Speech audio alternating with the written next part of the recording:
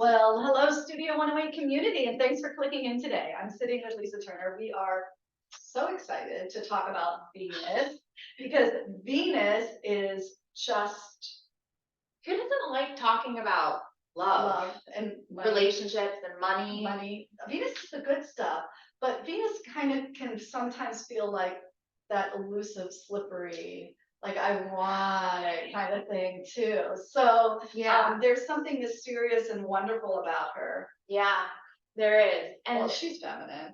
she is feminine. She is feminine, but what I really like, and I'm going to tell a story later about Inanna, but she's feminine, but she's also warrior and goddess, right? We can, in our own natal chart, we have our own personal Venus, right? Right. It's what we're attracted to, almost what we dress, how we dress. I mean, that Venus plays a big role in our natal charts, and obviously, when Venus is in the sky and goes retrograde, like it's going to do, Venus has a big story to tell that way as well. Yeah, she's got a busy lineup going on in the next couple of months. She does. I have everything written down for everybody's charts. You can't talk about Venus without talking about Mars. And the school of astrology that I graduated from, the woman who started the school wrote a book, Archetypes of Astrology, and I pulled this out of her book. She says Mars penetrates, Venus engulfs. Mars asserts, Venus attracts. Only by balancing and consciously integrating the two antagonistic energies can an entity grow. We're always working with the polarities, and interesting. So if you want, I didn't have my natal chart with me, so I went to astro.cafeastrology.com. They have a free little thing. You just need to know your name, your birth date, your birth time and place. Plug that in, you'll get a free little chart. So now I'm looking to see on my little chart here, my Venus is in Aries and my Mars is in Virgo. Nice. I don't know what that means. But they're not. Yeah. She's gonna tell us more. So you can see where Venus, and then you'll want to also look at your chart to see which houses. At least it's going to be talking. I am going to talk about the houses. So get busy on that while we chat about this. Yeah. So the Greeks, the Aphrodite, the golden goddess, our Venus attracts. Venus is love, it's desire, it's aesthetic, it's relationships, money, delight, art, beauty, senses, pleasure, cooperation, refinement. So that is what Venus symbolizes. And then once we put that sign, that Aries, or me, the Scorpio, or right now in Leo, it creates a different flavor for that Venus. That expression is different. So, Venus in Leo, it's big, it's bold, it's also fixed. I want what I want. And I'm not afraid to kind of ruffle feathers to get the affection that I want. Venus and loyal people, they're loyal, they're warm-hearted, they're fun. But I also think they know what they want. And they want, I think, to be appreciated and validated. So I don't know how many Leos that you know, but there's a lot of times that Leo energy, they are so warm, so giving, let me help you, let me make you feel good, but then they also want that validation and appreciation, that acknowledgement. Thank you. Thank you so much for going out of your way and doing what you were doing. So notice that in this Venus and Leo time. I'm an Aries, so I feel like Aries and Leo both have a little bit of the meat. The fire. The meat, for sure. So I have a thing on retrogrades, and well, tell us first what Leo's doing. I mean, not what Leo's doing, what Venus is doing. Venus just went into Leo. Can you outline the story for us so we know what's going to happen in the sky? Yeah. So Venus goes retrograde every 18 months. So I put a lot of emphasis on a Venus retrograde. Venus entered Leo June 5th. And Venus's story kind of goes like this. On June 20th at 12 degrees direct, Venus conjuncts Mars. And we have this story because the 12-degree mark is when, like we like to say, that story starts. Pay attention to some of the things that are starting to go on. July 18th at 28 degrees, Venus starts to slow down. And there's also a nodal change. So those nodes move backwards. So from the Scorpio Taurus, we're going to now go into the Libra Aries. So Aries will be our north node and Libra will be our south node. July 23rd at 28 degrees, Venus goes retrograde. Upon her retrograde, she makes a conjunction to Mercury. And this is important because Venus and Mercury, through this retrograde cycle, they seem to be communicating with one another. So looking at all of the charts, I was looking at this going, okay, Venus is desiring something. There is this reworking of what we want, right? So there's something that we want, validation, love, affection, all of those Venetian things, maybe a little bit more money. And Mercury is helping pass this message back and forth. How are we going to do it? Do we need to communicate more? Do we need to invite somebody in, to help us navigate this? And they do this back and forth until July 31st, talking to one another. So end of July. End of July. Yep. Mercury then meets up with Mars, who's answering to a north node in Aries.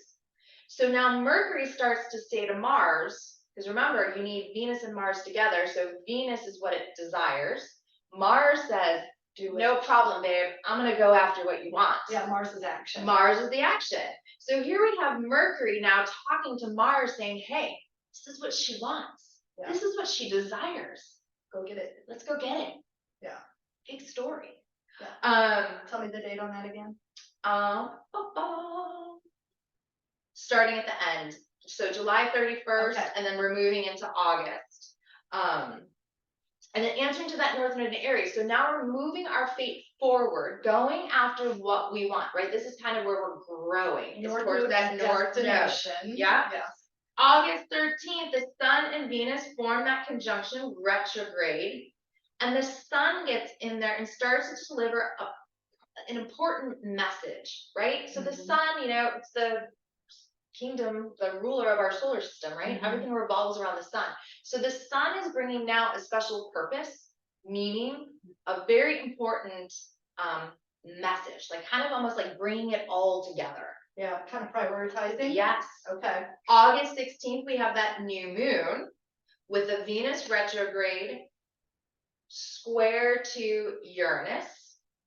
Mars and Mercury are still in conjunction. So the new moon with the Venus square to Uranus, it's almost like, I keep saying like upsetting the apple cart, but there's a change. So as we move through, we're starting to realize that the messages that we're receiving or the things that we're going after that we truly want, right? It's our passion, it's our purpose. It's,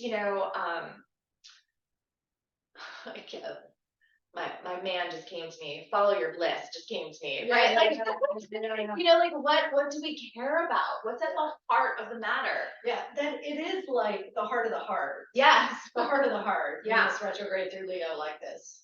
Yes. Yes. So, we might upset or ruffle some feathers. But we want to, because we want what we want. We do. And with this retrograde, it's having us it's a retrograde. So we're reevaluating and reassessing, okay, what do I want? And how am I going to get it?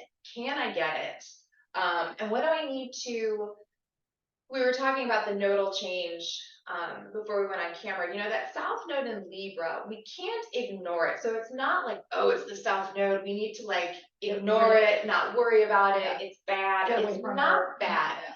There are past relationships, past lessons that we are drawing upon to move forward.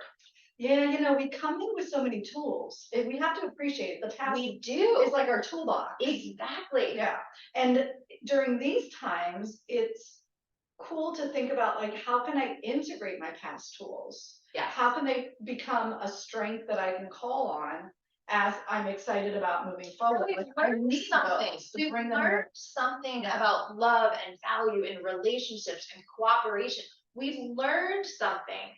Yeah. And now we're just going to get a little bit, in my opinion, we're going to get a little bit more assertive in how we go after what we want. What's at the heart of it. And it's the confidence, you know, like when you learn something and you gain Leo's the confidence. Yeah. Yes, it is.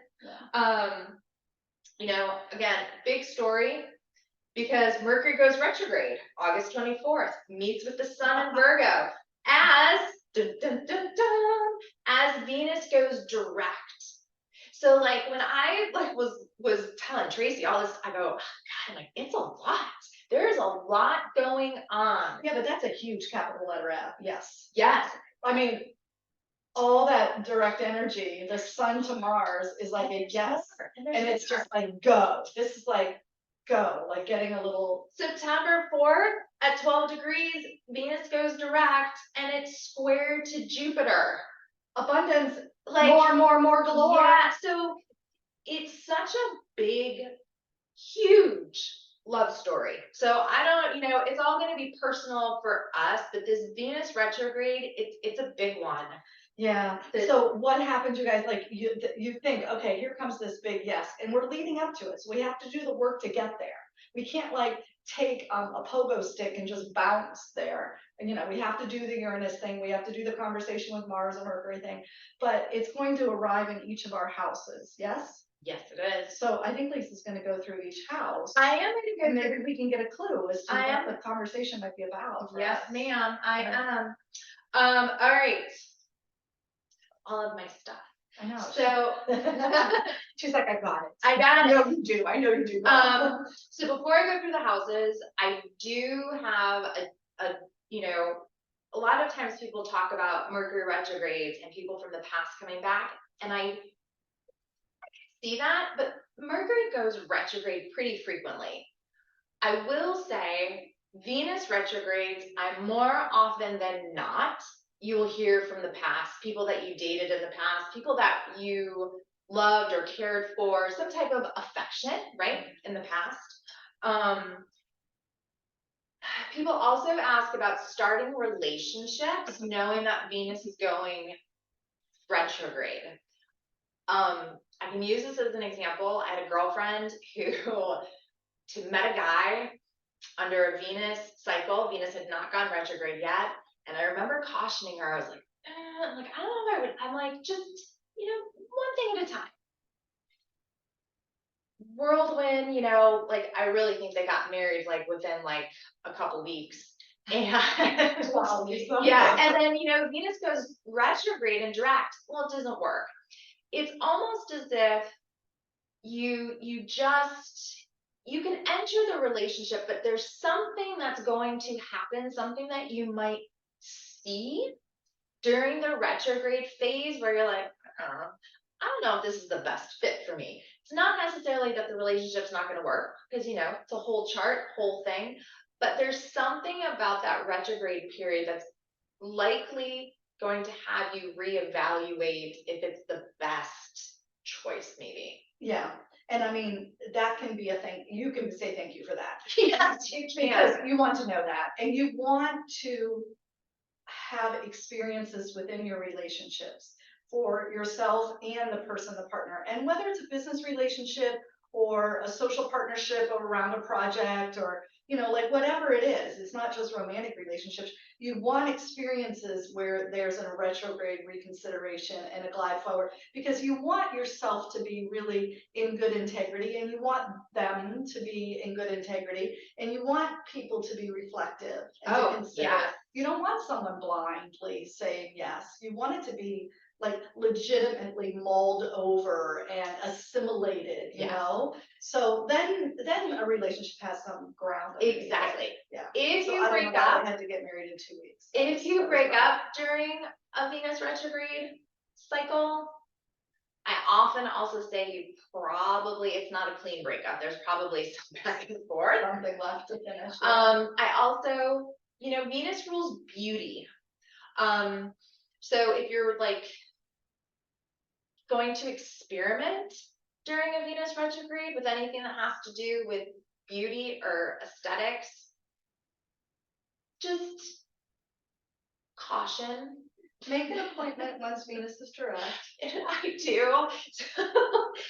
So I do. There's something that I want to do, but I know you get the same haircut. You've been getting the same haircut for 30 years. Get your same haircut. Yes, But it's wake up one day and say, I want to chop my hair off. Wait. Yes, wait. Yes, yes. So those are some of the things that, yes, you can do it. Like, you should never be fearful of astrology. But if it's something new, just notice that you might get it or do it and it doesn't turn out the way that you want it.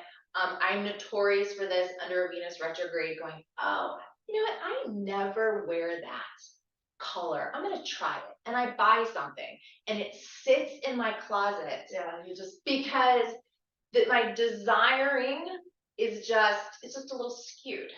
Yeah. Well, and it can be really fun to experiment in that retrograde period, but you may or may not want it to be a commitment. Exactly. Exactly. You want to make sure you've got your eraser handy just in case. Exactly. So, all right, that's my Venus cautionary tales. So we're gonna start with the Leo rising. So I did whole sign. So Venus would be in your first house. So remember, it's all about you. Like literally, like kind of like on our wardrobe example or aesthetics. Maybe you are starting to take a little bit better care of yourself or wanting to adorn yourself differently. So your action, that story between Venus and Mars and Mercury, it's all happening in the first and second houses.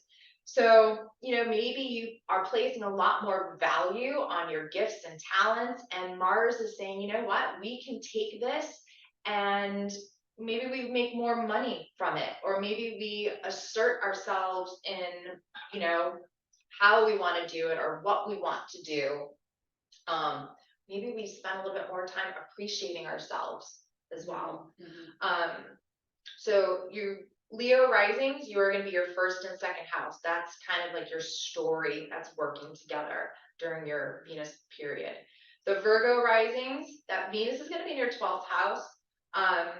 So, Venus in the 12th house, you might be working through some psychological or unconscious love dynamics, maybe some, hidden desires or secrets or people from your past relationships that kind of come up again. Your action is then Mars in the first. So you are working with these things that are kind of hidden that you're sitting with. And then that first house is again, taking action, what you're going to do with it that you start reevaluating within the 12th. The Libra risings, that Venus is in the 11th house. So the groups that you're involved in, the people that you connect with, the people that support us in our life that we can kind of turn to in our friend groups, our yoga studio, right? That's that network of people.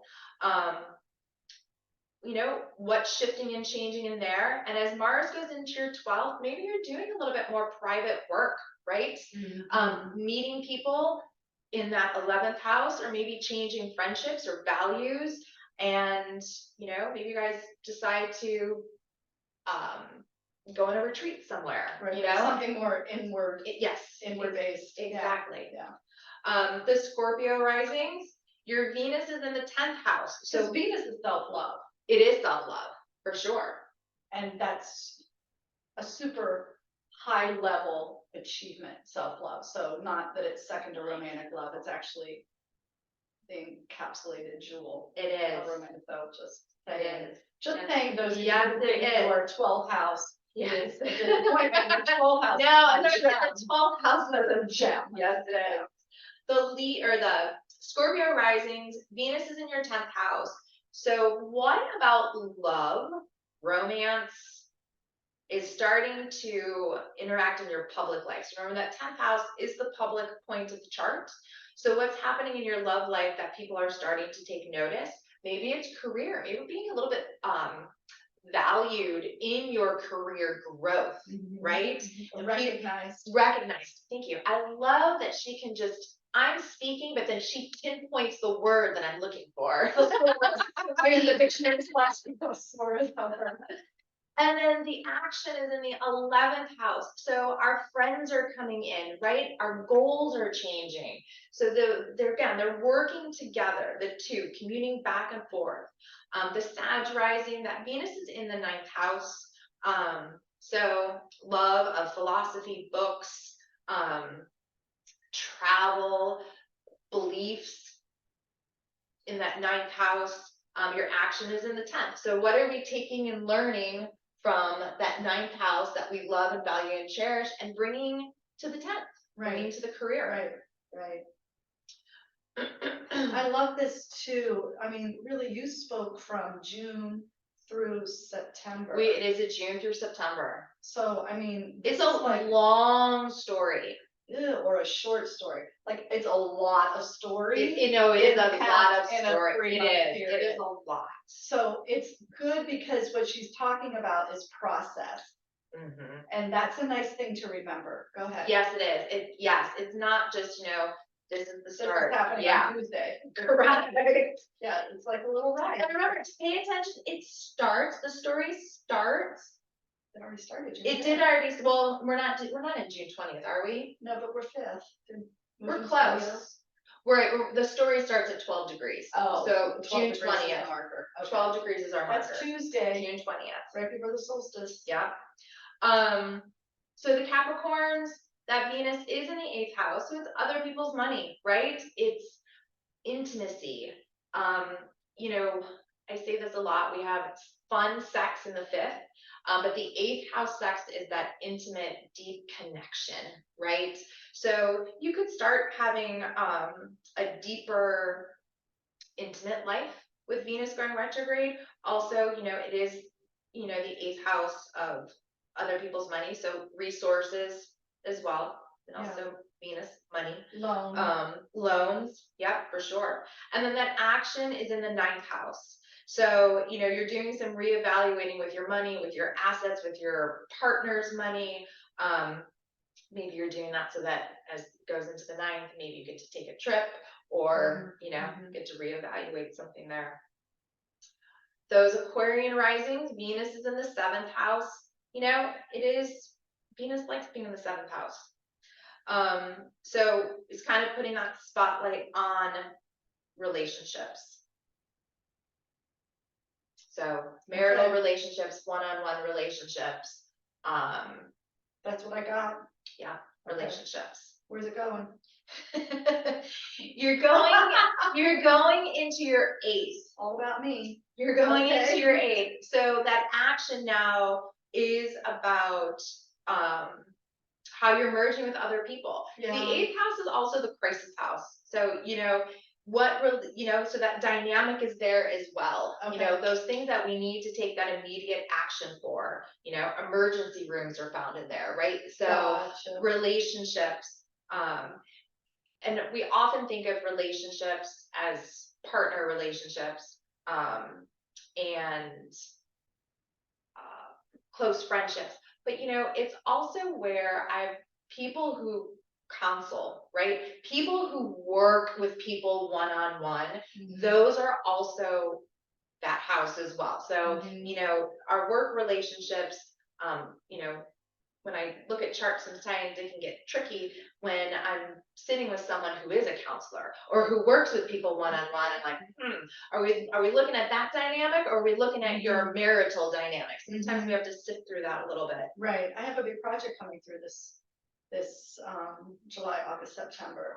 So I'm listening for that. Yeah. I have a couple partners with this, so that makes good sense for me. Good. I've got some Venus support. Yes. Yeah. Yes, you do. Awesome. Thank you. Okay, now about the other people. The Pisces rising, that dynamic is in your 6th house. So Venus is in your 6th. What do you love to do for work? right? How do you want to take care of your health? You know, what is changing? You know, as far as your daily routines, maybe you're not doing so much what you have to do, but what you love to do. Remember, we're following our heart.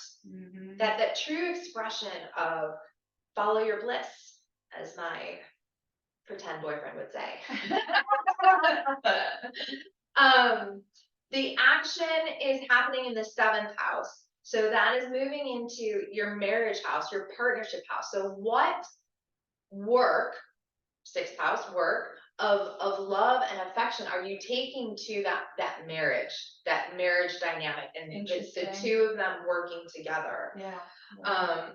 So Aries rising, your Venus is in your 5th.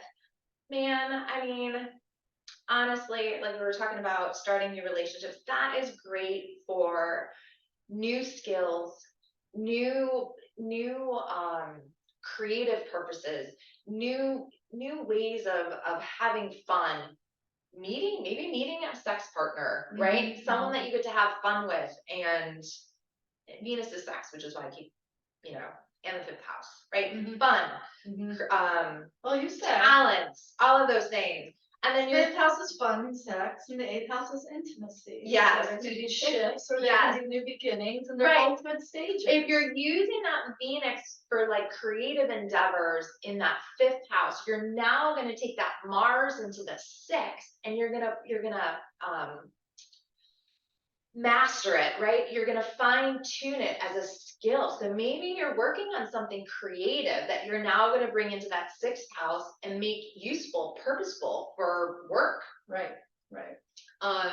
The Taurus, your Venus is in the 4th house, so your focus is on that home family dynamic. You know, maybe it's redecorating. That would be lots of fun.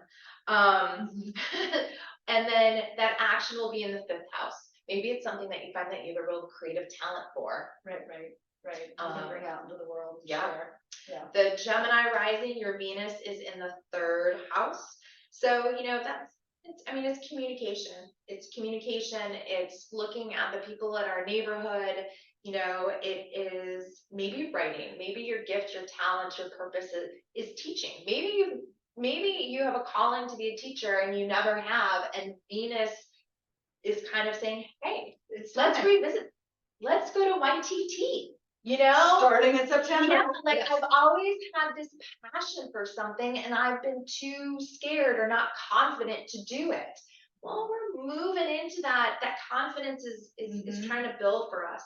You know, the action is in the 4th house. So, you know, maybe you're doing a lot of practicing, you know, in the 4th, or maybe that 3rd house Venus is contracts and negotiations so that you can move. Maybe you want to move, you know, and that Venus going back and forth is trying to get things in order for you.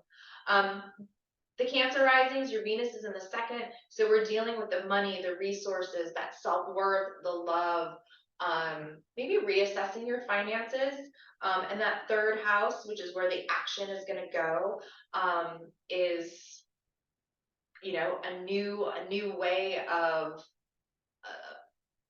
asserting, if you're in sales, asserting yourself, asserting the way in which you communicate that you want to be valued and appreciated. You know, they're working, it's all working together. I guess that's how I want to stress it. There's so much of an emphasis on the 2 houses together, talking to one another. And it's a supported process around the whole natal chart wheel. It is really like this. Well, you know, our life journeys are like a living organism through which we have this experience, and that's sort of how it flows. So you're talking about 2 houses together that really are showing us here's process in a relatively short period of time. I know 3 months is a little bit of a long, drawn-out story in some cases, but from some perspectives, that's like a compact little nugget. It is. Experience. It's like watching one episode where so much is it's like when I pulled all the charts and I was looking at the astrology, I was like, wow. And I really do love stories. Yeah, I want to hear this. Yeah, I do really love stories. If you practiced with me on Wednesday, we made our first stop at the first gate.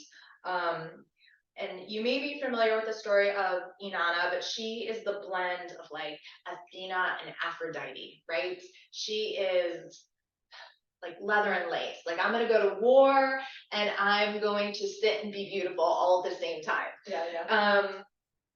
So, you know, she was the queen of heaven and earth. She was successful. I can't talk today. She was powerful. She was admired. And her sister was the queen of the underworld. I love this story probably because I have Venus in Scorpio, so I like the whole underworld piece of this. Yes. So Inanna's sister, her husband dies. I will pronounce this name, and it probably is not the correct way to pronounce it, but Eshkragol. Her husband dies, Inanna's sister. So she goes down to the underworld to console her sister. And Inanna's trusted servant says, I would not go into the underworld if I were you. Like, when people go down there, they come back different. They come back changed. And some people barely ever make it out. I wouldn't go. So she says to him, if I'm not back in 3 days, bang the drums and come after me. Come save me. Come rescue me. So he agrees. So she descends. So the descending that Inanna takes is from the crown chakra to the root chakra. And her sister demands that the gates, which are our chakras, be locked. And Inanna has to make a sacrifice at each gate. Okay. And, you know, as a queen of heaven and earth, she is adorned. She is adorned with a crown and, you know, the whole regala and jewels and robe and all of these things. And the first gate that she goes to is our crown chakra. And she is asked to relinquish her crown. And symbolically, you know, what she's in essence doing is she is saying, I have no power here. I'm not authority anymore. My sister is authority of the underworld, not me. And each gate, each chakra, is a conjunction between the sun and Venus. So that's what we are symbolically seeing in the sky. And Venus and the sun, they make a pentagram. So if you were to like put all of their meetings together, they make that pentagram, which is pretty cool to see. If you haven't seen it, Google it. It's pretty cool. In class for the next 7 weeks, as we make through 7 gates, we're going to take Inanna's journey. So I don't want to spoil too much, but she's gonna go through these gates, and in class we're gonna go through these gates, and every gate she makes a sacrifice. So from the crown to the root. And what ends up happening is, by the time she gets to the root chakra, right? By the time she gets to the gate, by the very last gate, by the time she meets her sister, she is naked. She is weak, and she can barely stand. She's vulnerable. She enters the throne of her sister, and her sister gives her a look. She dies. Her servant bangs the drums. It's been 3 days. Where is she? He finds her naked on a hook, flesh rotting. And her sister is watching all of this chaos and finally steps in and gives her the water of life. And she comes back to life. And her sister says, you can go back and be the queen of heaven and earth, but you have to leave something behind. You have to sacrifice something. I kind of laugh at this piece. She sacrifices her husband. Right? So like, part of me kind of laughs at the whole sacrificing your husband, but she sacrifices her husband. Which is interesting when we think of love and companionship, right?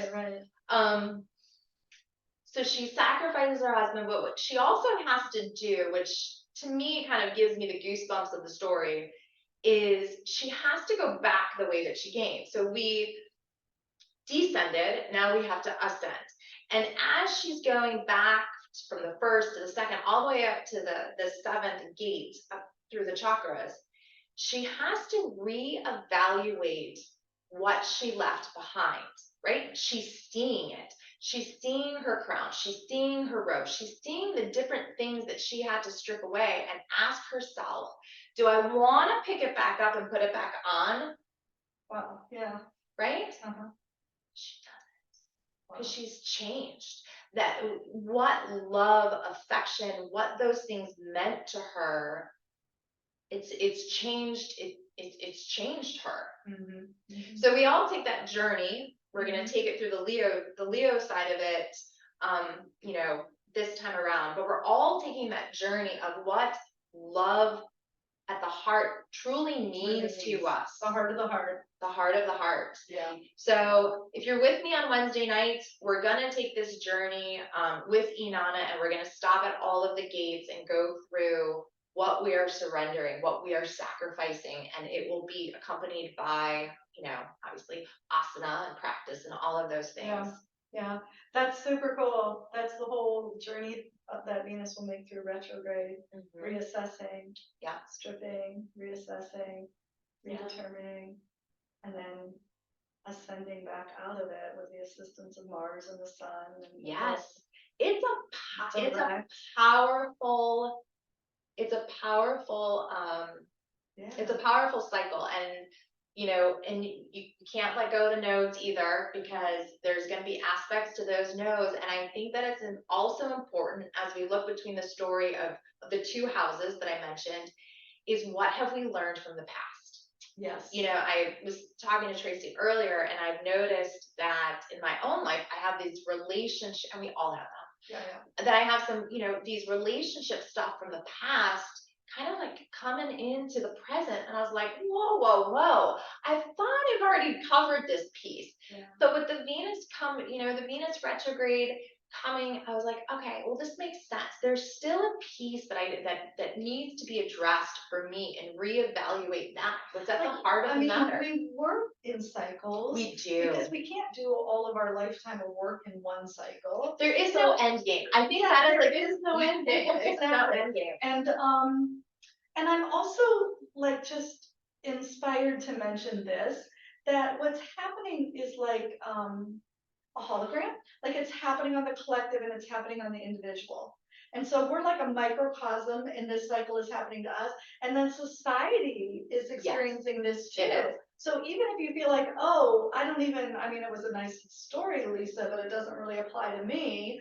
Like even if you're gonna get away with that, Scott, easy. Look around. This is happening in our society. This is happening. It's playing out like a dramatic theater scene in front of us. And so even to be aware of this mythology, to be aware of these cycles, to be aware of these themes in the archetypes of our human life is rich. It is. And so you say that, my brain automatically goes to social media, because social media, I mean, you know, and curious, pay attention to see how it changes during the retrograde. You know, I am often one, we were talking about this again earlier, I'm a why person. I need to understand why I'm doing something, but I'm always curious about, why is somebody posting that? Yeah, 100%. Why? Yeah. So, you know, notice, just curious, no idea, notice that they put the why in there. Like, I'm showing this because of this. Yeah. You know? Yeah. Have a little bit, you know, more purpose behind it. I love that you're doing this for the stories, 5 o'clock on Wednesdays, you guys, is what she's talking about for the class. I also want to mention a couple of opportunities coming up at the studio that might align for you as we take this Venus journey. One is a workshop that I'm offering called Victory, Claiming Prosperity in Challenging Times. Very Venus. Very Venus. I would like to talk about ways in which the yoga practice can support us in staying out of fear matrix, in evolving our capacity to access prosperity aligned to the values that we have. Because there's no, yes, aligned to the heart. There's no reason whatsoever for any of us to be worried, scared, limited, boxed in, disempowered at a time when these skills and practices are right here for us. And cash is not a dirty word. It's actually a blessing and a tool. And if the yogis aren't skilled at using that tool, then the greedy people will continue to use it. So I think it's an important time for us to step forward. For sure. And I mean, it's Venus, a relationship with money. 100% I mean, like, necessary for a healthy life. Yes, Yeah. it is. It's a sophisticated practice to be able to master your relationship with money. And then also Kaylee, and this is a speakeasy, a spiritual speakeasy that she's offering at the end of July. My workshop's July 1st, hers is at the end of July. And Kaylee is going to lead you through practices and experiences to free the throat and offer opportunities to write and to share what you write. If you'd like to, you don't have to. But that is a beautiful Venus opportunity to clear and release and to state and claim, and to be in that retrograde kind of space. So we'll skip a couple just because you're mentioning the speakeasy. So when Inanna stops at the throat chakra, she is asked to give up her double beaded necklace, symbolizing surrender all the ways she has not spoken her truth or been authentic or true to her own self. Wow. Yeah.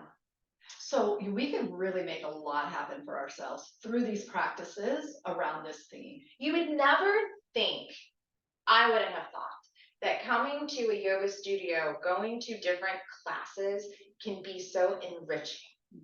You know what I mean? Like, we think that we're just going to a yoga studio, we're going to get a workout, we're going to leave. It's not what happens. Yeah. It's not what happens. Well, I mean, so much happens. So much happens. But really, we practice here, we offer this here because we want you to have really joyful and vibrant lives out there. Yes. We want things to go well for you and smoothly, and we want you to know how supported and cared about you are. So 5 o'clock with Lisa. If you're interested in reading, if you want to have her look at your chart, she can tell you what your ascendant is, where your Venus is, where things are going for you, and talk to you about specifics to your chart and that information. About love. Like, hello. Why am I attracted to these people, right? Like that also, that's in there. That's in there. Awesome. All right, Lisa. Thank you. Namaste. Thank you guys. Thanks for following. Like, click, share, comment. We love you.